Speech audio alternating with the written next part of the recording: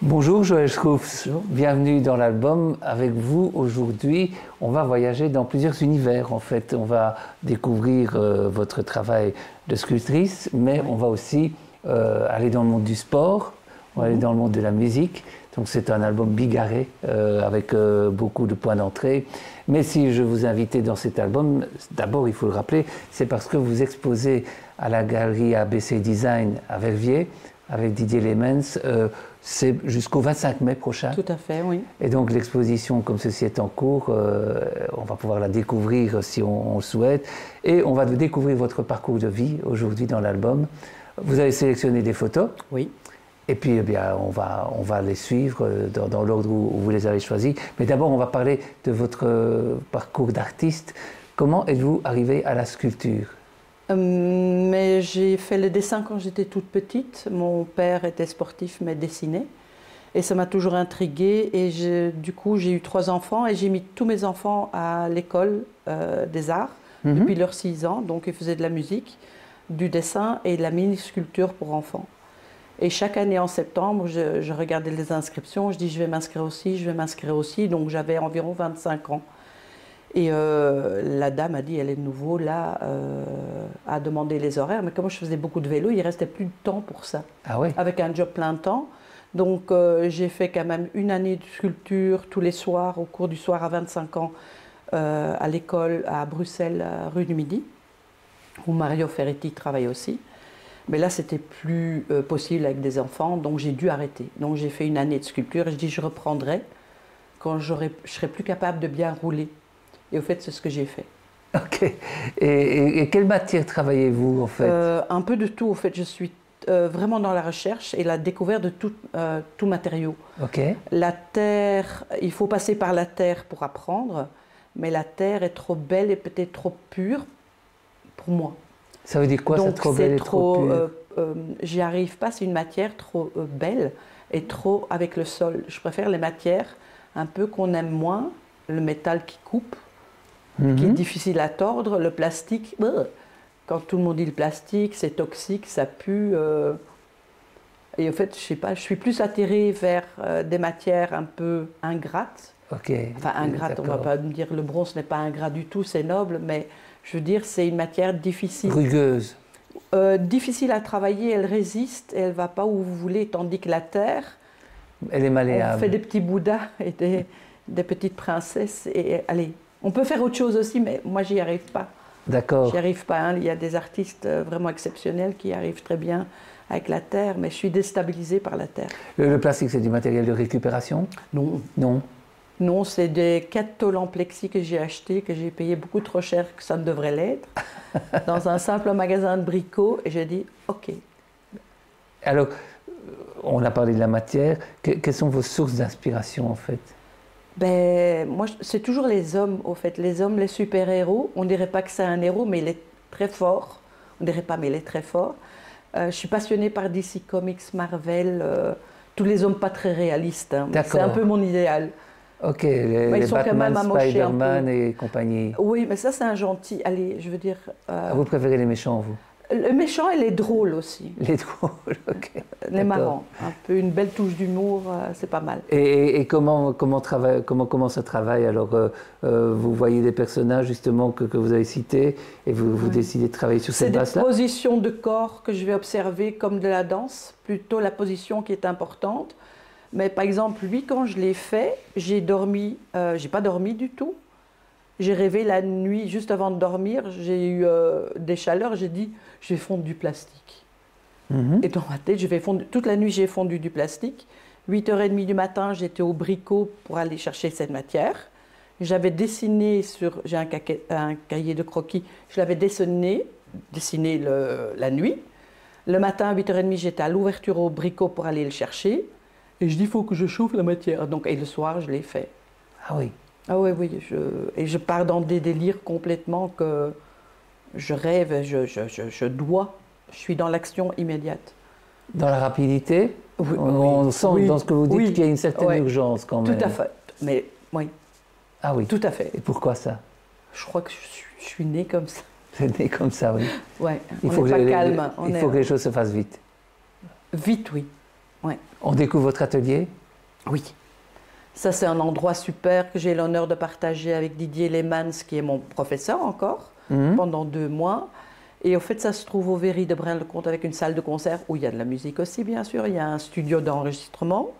Et au fait, le bonheur que j'ai eu, c'est d'être l'élève de Didier Leemans, d'une chouette personne. Et il m'avait proposé un atelier là-bas, mais qui était beaucoup trop grand pour moi toute seule. Comme j'ai quand même des copains et des copines, je partage cet atelier avec 2 autres filles qui sont artistes aussi. Et c'est un univers tout simplement magique. C'est une ruche là-bas, hein, une ruche d'artistes. Oui, mais il n'y a que des artistes au fait. Il y a des gens qui font du théâtre, des gens qui font de la musique. Il y a Mario Ferretti qui est professeur et un artiste magnifique. Il y a Alexis Remacle qui est aussi un professeur de sculpture. En fait, on est 1, 2, 3... avec nous 3, on est 7 sculpteurs, 4-5 musiciens, 2-3 profs de théâtre, des costumiers, ceux qui font des vêtements, voilà. Beaucoup d'interactions, vous vous inspirez les uns les autres? Mais vous étirez, moi, je suis là, encore une élève, donc c'est des gens qui vous font monter vers le haut. Vous êtes une éponge, vous allez oui, prendre parce tout ce que vous voyez. Vous allez d'un endroit à l'autre faire « oh, oh ». Et tous les jours, c'est magie, c'est comme le monde merveilleux de Fantasia, là-dedans. Vous savez que devenir mieux que vous n'étiez. D'accord. Mais bon, on a quand même sa propre façon de faire. Et voilà, moi je profite de chaque instant qu'on peut être là. Un mot en particulier de Didier Leemans, puisqu'il expose avec vous à la galerie. Un mot, c'est pas facile, hein. Pas je facile. dirais fort. C'est quelqu'un de fort. Oui. Dans ses œuvres, fort. Alors c'est un deuxième mot, puissant et très gentil. Ça c'est 4 mots, hein, déjà. Très gentil. Comment installe-t-on une exposition entre 2 artistes? Vous vous connaissez, vous travaillez ensemble, c'est votre professeur, vous l'avez dit. Ici, je vais faire, c'est pas mon expo, je parle du principe que je suis invitée. Vous êtes son invité? Je suis son invité, c'est super ce qu'il fait, parce qu'il pourrait dire je le fais tout seul. Non, c'est mon expo, mais c'est ce que je dis, c'est quelqu'un de vraiment très gentil. Donc c'est lui le chef d'orchestre. J'ai entièrement confiance. Et Didier a une force aussi d'installation. Avec des artistes, comme il a des élèves, c'est parfois des artistes médiocres. On peut le dire, tout le monde n'est pas bon. Je ne dis pas que je suis bon, hein. Je ne me permettrai jamais de dire ça. Mais il met chaque fois la personne et ses œuvres en valeur. Parce qu'il y a une pièce qui peut être banale, mais avec une mise en scène, elle devient extraordinaire. Oui. Et Didier a ce pouvoir-là. D'accord. Je trouve. Ça a toujours été sa force, lors des expositions de fin d'année, de mettre chaque personne, montrer le meilleur côté de soi. Et ce n'est pas donné à tout le monde. Oh, ça c'est moi, ça, c'est le feu. Ouais. C'est lui. Au fait, il faut... Quand vous le travaillez, au fait, vous coupez, vous avez un bronze doré, donc le bronze pur, parce qu'il est plus chauffé, il a été sectionné parce qu'il a mal coulé. Qu'est-ce que vous faites? Vous mettez un genre d'acide dessus, et il faut chauffer pour que la couleur dorée, rouge parte. Et comme moi, je ne suis pas douce et pas dans le détail, je mets carrément le chalumeau dessus. On peut le faire, hein. Et je trouvais cette image magnifique. On dirait que j'anéantis la pièce. Mais il faut beaucoup souffrir pour être une de vos sculptures, si j'ai bien compris, de l'acide, du feu. Oui. Ça se mérite. Oui. Mais c'est vrai que mes pièces, j'espère qu'on le voit un peu, qu'ils souffrent un peu, je trouve. Oui, ils sont un peu torturés. Oui, mais ça me correspond très très bien. Oui. Ouais. C'est quoi sa vie? Sa vie, j'en sais rien. Il est sorti très vite, comme d'habitude. Et j'aimais bien, quand je l'ai créé, on dirait un jambon. En fait, j'avais tout mis, je ne sais pas si vous le voyez encore, vous voyez des morceaux ici. Oui. En fait, je coupe de la cire en lamelles, comme du serrano, le jambon. Et en fait, vous le travaillez comme ça, on dirait et en plus, la cire est rouge. Donc, je trouvais super drôle. Je n'ai pas mis de photo, mais il était d'abord un jambon. Quand quelqu'un vous achète une sculpture et que vous la voyez partir, vous ressentez quoi? Mais moi, je ne suis pas du tout matérialiste. Je ne suis pas inspirée par l'argent, mais on dirait que je perds un de mes enfants. Ah oui, à ce point-là? Oui, mais si c'est une personne chouette, Mais quelqu'un que j'aimerais pas, je dirais, il n'est pas à vendre, je crois. Ah oui, mais c'est pas facile de dire directement parfois. Oui. Vous sentez les gens, oui. Vous sentez Je si, crois, ça, oui. si Oui. ça va aller. Oui. Ok. Je pourrais pas le vendre. Et de toute façon, quelqu'un qui convient pas n'achèterait pas ça, je crois. Oui, ça c'est pas faux. Donc, oui, inversement, oui. Ils achèteraient Il des faut être autres dans choses. votre état d'esprit. Je crois, dans votre oui. Je crois univers. que c'est des gens, Oui. s'ils aiment ça, ils me conviendraient bien. Donc, je crois pas que cette question se posera. D'accord. Autre Ah, ça, c'est thème. ma maman. Voilà, on va parler de votre famille, Ouais. de vos origines. Votre maman, parlez-moi de votre maman. Ma maman est décédée il y a bien longtemps, mais là, c'est une soirée où on sort. On était très rock'n'roll, hein. Je crois que j'ai là 14-15 ans. Je buvais déjà.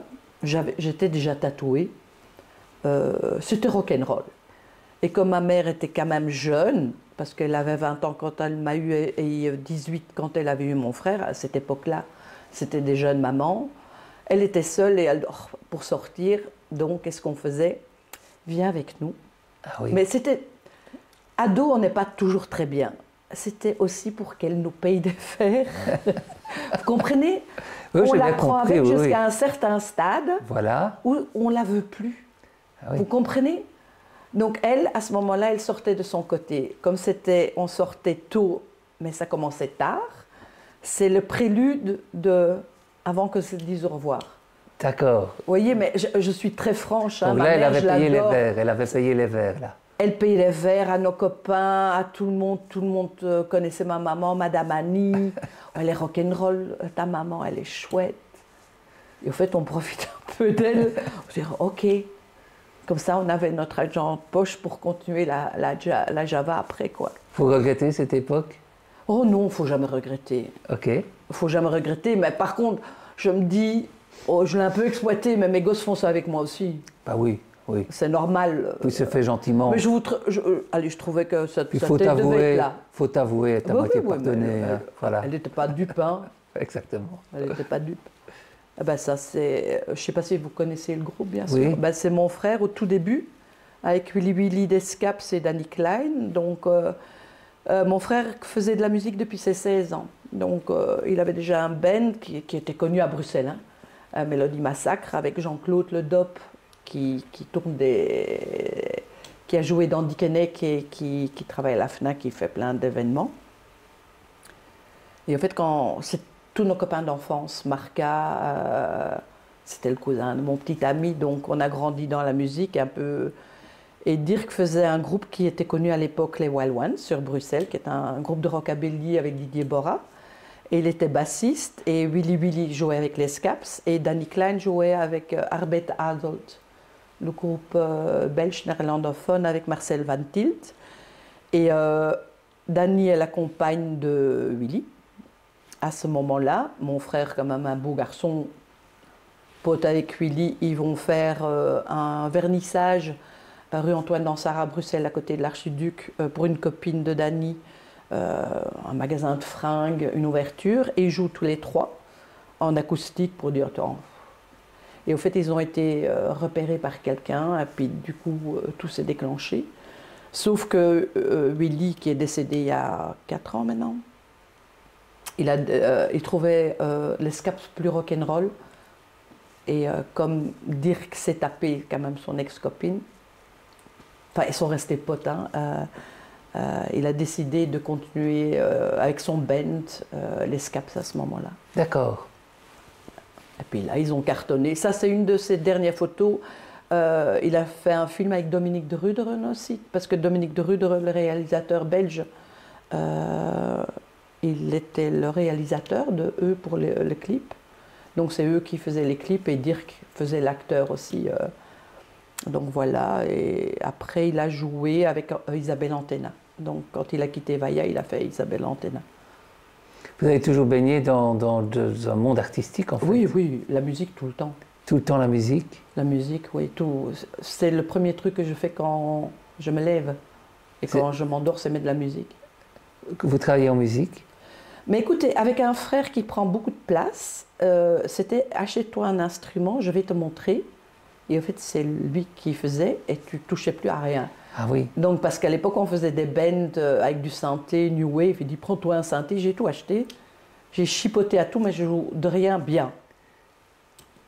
Ben, j'ai chanté avec lui, j'ai été partout, mais il faut le faire à fond. C'est ça. C'est comme un sportif de haut niveau. Ça, il tapait sur sa contrebasse 8 heures par jour. Hein. Les gens ne se sous-estiment pas. Des cours privés de piano, il jouait du piano, de l'accordéon, de la guitare. Il jouait de tout. C'est comme des sportifs de haut niveau, des vrais musiciens. Hein. Oui, exactement. Et je précise quand même qu'il était auteur-compositeur, donc toute la musique lui appartient en fait. D'accord. Et vous, dans votre atelier, qu'est-ce que vous écoutez? Oh, moi je suis du soul, du blues. Oh, en vieillissant, je change de musique. J'apprécie des musiques que je n'appréciais pas il y a 30-40 ans. Par exemple? Ben, Motorhead, je trouvais ça lourd, j'adore pour le moment. Mais j'ai des phases comme ça. Nina Simone, j'ai toujours adoré, mais j'apprécie mieux. On change d'émotion, au fait, en vieillissant. Oui. On écoute avec une autre oreille. On écoute bêtement, en fait, quand on est jeune. Même les paroles, on saute pour des paroles qui sont moches. Tandis que maintenant, on est plus sensible, je trouve, en vieillissant, ou c'est moi qui deviens une vraie moule. Mais la sensibilité arrive de plus en plus, je trouve. Est-ce que la musique que vous écoutez a une influence sur votre travail? Oui. Quelle influence, en fait? Je la mets fort, et alors je sens que je travaille plus vite et je store les objets beaucoup plus. On dirait que je... Oh. Ok. Oui. Et alors quand je suis, par exemple, pour fondre le plastique, la musique va très fort. Ah oui? J'ai besoin de... Oui, tout l'atelier à Braine-le-Comte, ils savent que je suis là parce que je mets le baffle hyper Quoi, fort. une atmosphère de chaos ou quelque chose comme ça? Oui, la musique va fort. D'accord. Oui, très fort. D'accord. Avec des grosses basses et des grosses guitares, oui. Ah, ça, c'est drôle. Ça, c'est tout à fait nous, la famille, vous voyez? Oui. Ça, là, le boulet qui ne sert plus à rien. Vous voyez, ça, j'ai dit les gosses, parce que mes enfants sont drôles. Moi, j'aime la vie et il faut rire. Oui.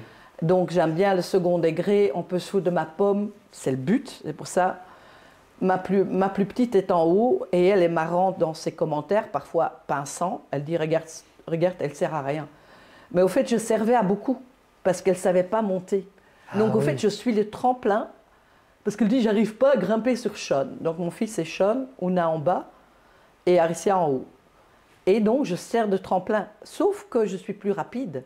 Je reste, au lieu de me dégager de la photo, non, je suis là. Je ne sers plus à rien, mais je suis là. Oui, mais le tremplin, il est là, il est important qu'on le voit drôle. aussi. Ça représente... Et je dis ça, je dois absolument mettre. C'est tout à fait nous, ça. Qu'est-ce qu'ils font, vos enfants, dans la vie? Ben, très bizarre. Ouna, elle est simplement instite. Elle travaille avec des enfants. Bah, simplement instite, c'est non, elle voulait travailler avec les un petits. fameux boulot, ça. Mon fils, c'est un gars qui est un génie. Il parle japonais, flamand, anglais, français. Il n'aime pas étudier.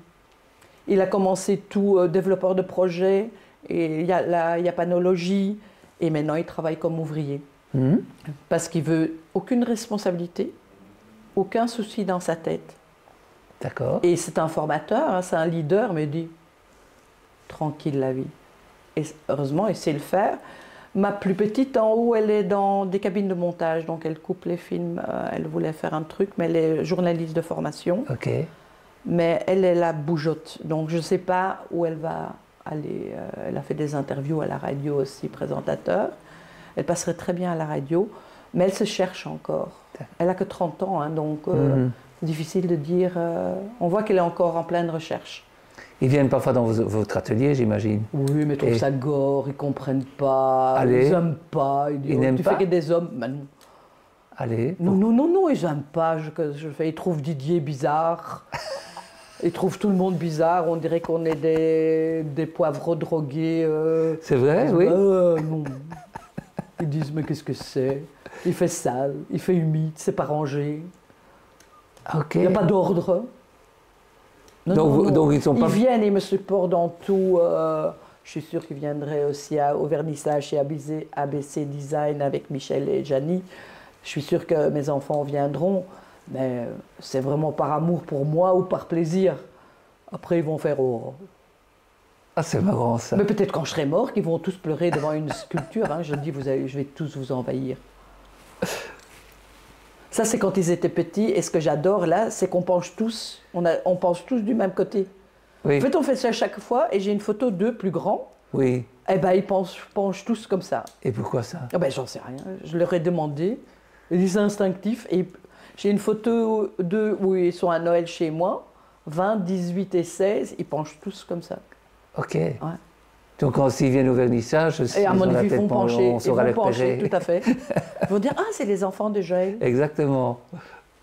Et ça, c'est toute la marmaille. C'est une photo récente, parce que tout est recomposé maintenant. Hein, donc, voilà. Donc ça, c'est mon fils, sa femme, ma fille. J'ai 3 petits-enfants, mais aussi, ces 2 enfants-là, c'est...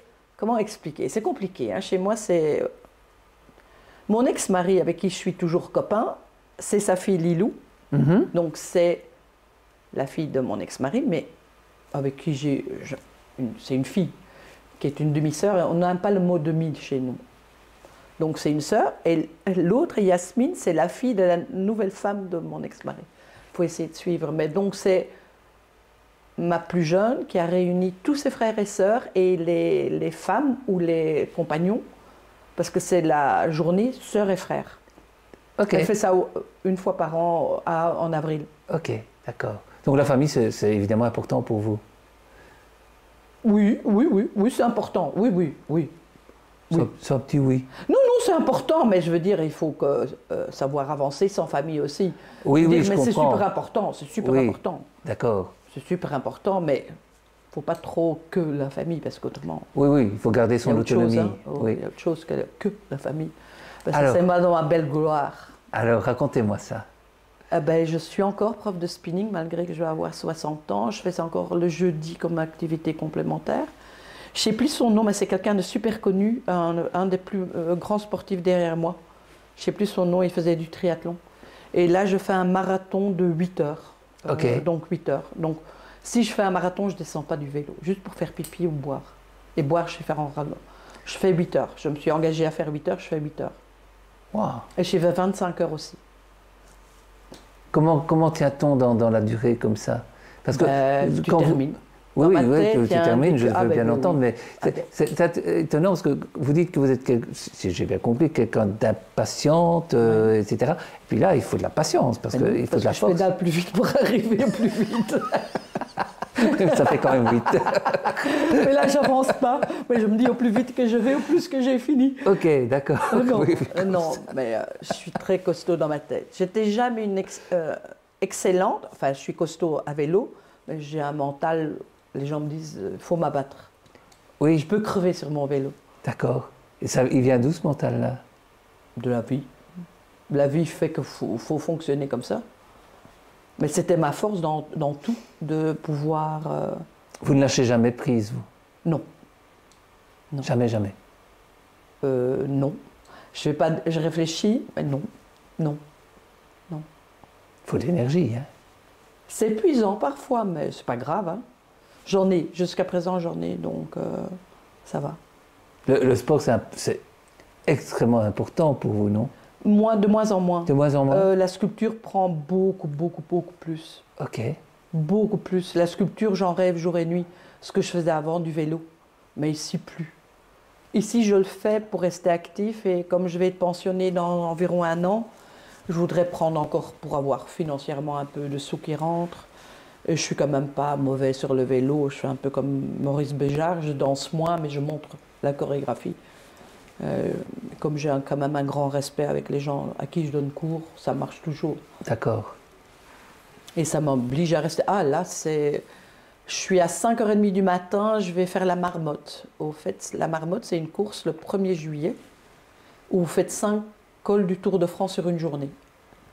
Donc, tu sais que tu vas crever, tu sais que tu vas souffrir pour rien, au fait, parce que tu ne gagnes pas de prix.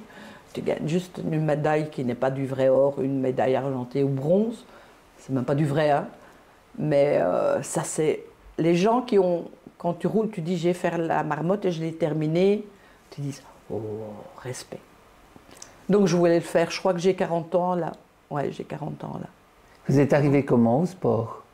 Mon papa était entraîneur, mais d'athlétisme, donc il était connu. Hein. Famille de grands sportifs.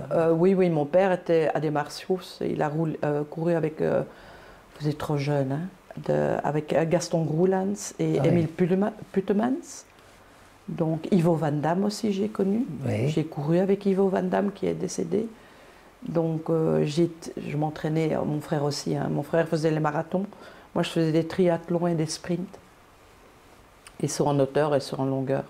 Donc, j'étais obligée, puisqu'il était entraîneur après l'école et le week-end, on courait, on faisait de la compétition, quoi. C'est ça. Oui. Donc, on était un peu sport. Un peu beaucoup. Ouais. Et sauf que mon frère, quand mon père est parti, il a dit fuck you, je fais plus. Vive le rock'n'roll, il est tombé dans. Moi, j'ai encore. Allez, le sport m'est quand même resté. Je suis revenue à mes origines d'éducation petite, quoi. C'est ça. Ce n'est que maintenant que ça. Bon, je peux rien approuver. Moi, je dis, oui. bon, ils pensent que je ne sais pas bête, allez, c'est pas grave. Je m'en fous du regard des autres à vélo, ce que je n'aurais jamais fait avant. J'ai pris 25 kilos de poids, et là, je ne mangeais pas pour rouler. Hein. Faut dire, je m'en fous du regard des autres pour le sport. Et comme artiste, est-ce que le regard des autres est important pour vous? Non. Ce qu'ils pensent, non. Non, moi je sais que j'ai mis mes tripes, je sais que j'ai mis mon cœur. Et les gens aiment ou ils n'aiment pas, c'est pas... Par contre, ça me blesse s'ils ne me comprennent pas, ça me blesserait. Bon, le reste... C'est tellement... Avec le sport, vous savez où vous allez. Oui. Tu sais que tu vas arriver premier, deuxième ou dernier. Tu sais que tu as travaillé, que tu es en forme, que tu vas précéder ou pas. Là, tu sais rien. Ah oui, oui, oui. Tu sais pas où tu vas. Je ne sais pas si je vais aller à gauche, peut-être. Ou je vais aller à gauche et ça merde. Je dois aller tout droit. Oh, ça merde encore. Oh, j'ai plus rien. Vous ne savez pas coller un but précis ou un résultat. Là, j'ai un résultat. Et qu'est-ce que vous préférez? Le sport où on sait effectivement... Ici, ça me donne de l'incertitude. Oui, et ça porte quoi l'incertitude? Ça porte quoi? Parce qu'il faut que j'apprenne à ne pas m'angoisser parce que c'est incertain. Mais ça vous cadre, vous voyez, vous avez... J'arrive, je pars. Il faut que je revienne. Là-bas, j'arrive pas. Ah oui? J'arrive peut-être pas. Oui. Oh, j'ai merdé. Oh, c'est pas comme je voulais. Ouf. Ça, c'est ma spécialité, hein, de dire, oh, c'est plus comme c'était. Vous êtes parfois dépassé par l'œuvre que vous créez? Oui. Je veux dire, elle va dans une direction que vous n'imaginez pas. Ou je la casse, ou je suis celle qui remplit le plus de conteneurs, je crois. Ah oui, puis je dis, oh merde, j'ai jeté. Ah oui, vous regrettez après? Ah oui. Oui, parce qu'on me le dit, oh merde, Joël, qu'est-ce que tu as fait? C'était génial. Ah oui. Oh, ok, trop tard. Trop tard. On fait autre chose. D'accord. Donc voilà. Ça, c'est dans une descente aussi à la Marmotte. J'aime bien cette photo parce que c'est moi ça. No fear, à ce moment-là. Je descendais bien. Et là, le poids n'est pas un inconvénient, vous voyez? D'accord. Pour monter, il faut être maigre. Hein. Bon, pour descendre, pas. Hein. Ah oui, oui. Allons-y, quoi. Donc, et j'aime bien cette sensation et de vitesse. Et arrive un moment où vous sentez que vous arrivez au bout de vos forces? Oui, ça a été... Moi, je suis tombée de mon vélo tellement que j'étais épuisée. Ah oui? Où j'avançais plus, où j'ai une arrivée où un médecin marchait à côté de moi, d'éclipser madame. Et je ne le faisais pas, parce que je voyais la ligne au-dessus. D'accord. Ah non, non, je peux crever, je jette mon vélo, il faut me transporter sur la ligne. À ce point-là, moi, j'étais une malade. Où j'étais 3 jours déshydratée, je dis donnez-moi un Baxter, s'il vous plaît, je vais mourir. Ah oui, à ce point-là. Et oui, j'aimais bien cette sensation de dire que je me suis fait mal. Cette sensation de mal dans le corps.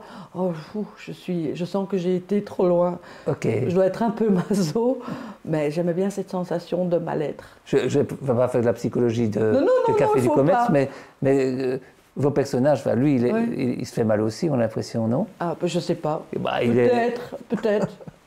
Oui, ils sont un peu tordus, mes hommes. C'est vous qui m'analysez plus que moi. Oui, je ne suis pas un analyste. Je sais assez bien comment je suis, vous savez. Donc, ça, c'est moi. Allez. Parlons de musique maintenant, à nouveau. Oui, c'est un festival. Au fait, on essaye quand même avec. C'est quand même fantastique d'aller à des trucs de musique avec les enfants. Ah oui. Et donc, ma petite, elle était célibataire. Vous payez les verres? Mais elle ne boit pas. Au fait, j'ai que mon fils qui boit. Ok. Elle ne boit même pas de l'eau pétillante. D'accord. C'est Pukkelpop, ça? Ouais, Ok. exact. Et qu'est-ce que j'avais été voir? Linkin Park, je crois, là, et Slipknot, et ils ont chanté pour moi. Il m'a vu sur le côté, il a chanté pour moi. J'ai dit, il regardait peut-être 10 personnes autour, mais c'était très chouette, j'aimais bien. Et je vais encore à Wechter, je vais encore à Pukkelpop cette année. J'essaye de refaire ça tout le temps. Ok, vous aimez bien ces grands festivals, pourquoi? Les grands, moins, parce que c'est trop. Et en fait, je fatigue, après j'en ai marre et tous les groupes ne sont pas bons. Je préfère les concerts à l'ancienne Belgique, par exemple. J'adore l'Abbé. Forêt nationale est moins bien pour le son.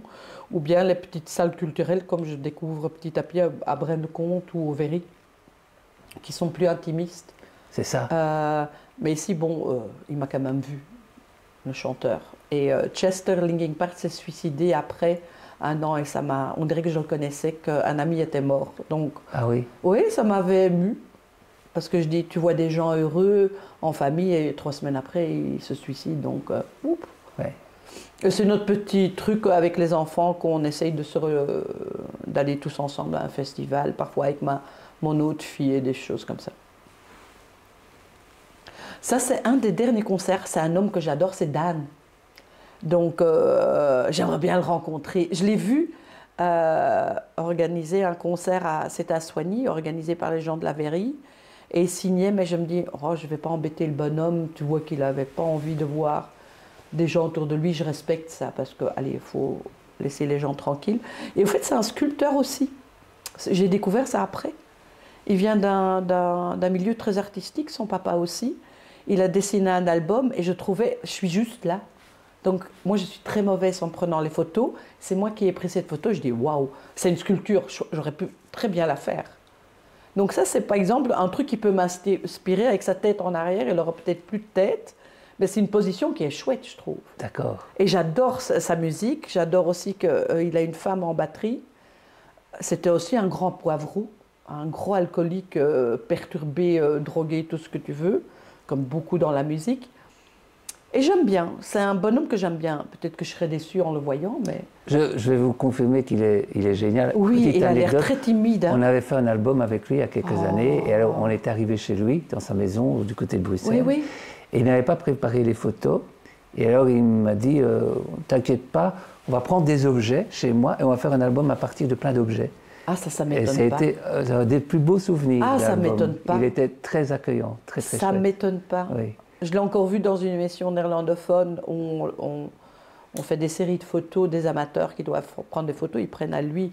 Il est d'une bienveillance et il est quand même vachement rock'n'roll. Hein. Il est magnifique, hein. C'est Ouais. un nommé chanteur. Ça, hein. pour moi, c'est l'attitude rock'n'roll. Ah oui. Et il est parfait bilingue, trilingue, son français est impeccable. Donc, ça aussi, c'est la Belgique, vous voyez. C'est un Oui. flamand, Oui. comme moi, qui parle quand même super bien français. Et ça passe partout. Et vous qui aimez l'humour en plus. Oui, hein. oui, mais j'aime le bonhomme. Hein. Lui, je l'épouse direct. Hein. D'ailleurs, si tu l'as vu, il faut le dire que j'existe. Oui, ben, si on le recroise, oui, on lui dira. Ça, c'était à Forêt Nationale. Là, j'ai mes 3 enfants. Sauf c'était drôle. C'était Summer 41. Donc, c'est un truc de jeune. Mais il y a 2-3 morceaux que j'emploie pour le spinning et j'aime beaucoup. Et au fait, ce qui était drôle, c'est que j'étais la seule en forme. Avec ma plus jeune qui est une nocturne qui est debout jusqu'à 2 h du matin. Mais mes 2 grands, comme ils sont parents, ils regardaient l'heure. Ah oui. Ils dire, oh, on doit rentrer parce qu'on a sommeil. Et je dis, putain, qu'est-ce que le monde a changé. Le monde à l'envers. Ouais, moi j'étais là, oh yeah. Et ils disaient, oh maman, Il faut qu'on y je rentre aille. directement après. Et je dis, mais bah, qu'est-ce que c'est? Et en fait, je suis restée avec ma plus jeune. Ah là, c'était marrant. Ils m'ont offert, je crois, pour mes 50 ans, ils m'ont amené à Londres. J'adore Londres. Parce que Londres, ça fait partie du punk jeune. Ah oui. On prenait la malle pour s'acheter des vêtements parce que ça, il n'y avait pas ça à Bruxelles. King's Road, c'était. Oui. Et Camden, qui est Camden maintenant, la région punk, et avec la petite rue aussi. Non, ça c'est la grande Oxford Street, Canterbury. Et en fait, là, comme ils partent et roulent d'un autre côté, je traverse tout le rond-point et mes enfants me disent « Maman, t'es folle, tu vas te faire écrabouiller. » Mais j'ai tellement couru, j'ai traversé ça et ils m'ont suivi. Et je me suis retournée, j'ai pris cette photo et au fait, ils traversent en hurlant « Oh, on va se faire écraser !» Je trouvais ça drôle. Donc, oui, c'est tout à fait nous, ça. Faire des trucs, pas dans les lignes, mais quand même le faire. Ah, Didier va être fâché que j'en parle. On se moquait de Didier. On est parti au Portugal, au fait, ensemble. Parce qu'il y a un ami sculpteur, immigré là-bas. Ouais. Et il dit, je vous invite, je fais chambre d'hôte. Et sur un coup de tête, on dit, on part à 3. Et Didier dit, on va louer une voiture, super. Mais Didier c'est l'artiste à du 1000%. T'es dans les nuages. Donc, une anecdote rigolote, parce qu'il m'a dit, il ne me parle pas du Portugal, mais c'était drôle. À l'aéroport, il part avec un sac à dos. Nous, c'est la fille avec qui je partage l'atelier, son sac est sur le tapis tout seul. Je dis, Didier, c'est pas ton sac à dos? Il me dit, mais non, mon sac à dos est rouge. Ok, ça tourne encore une fois. Didier, t'es sûr que c'est pas ton sac, c'est le seul qui tourne? Et il dit, ah oui. Déjà, super drôle. Et là, il dit, ok, vous de la voiture, les filles, je vais conduire. Et en fait, Didier, elle était assommée, parce qu'il avait de nouveau pas dormi. Nous, on était dormis tôt, parce qu'on se levait à 5h30 du matin, lui pas. Et alors, il commence à somnoler, on se foutait de sa pomme. C'est drôle. Ça nous arrive souvent de se moquer de lui. Vous étiez où au Portugal? Je ne sais même plus. Dans un bled, là, on a roulé en montagne. Je crois que la petite voiture n'allait pas monter. Je crois que c'était une C3, avec nos 3 gabarits dedans. On a souffert en montant, mais c'était 10 jours et c'était magnifique. On a tous acheté des carnets de dessin, on a visité plein de trucs, on a dessiné tout le temps, les gens à la terrasse, partout. C'était une super chouette... Une belle lumière là-bas. Oui, magnifique. Et on a tourné un western aussi, on a fait un film entre nous, on a fait plein de trucs génial. C'était génial. Et ça, j'ai eu... Oui, j'ai beaucoup bougé. J'ai déménagé 6 fois en 3 ans après. Là, j'avais vendu ma maison en Dilbeek et j'avais acheté une petite maison en Espagne et j'avais une piscine.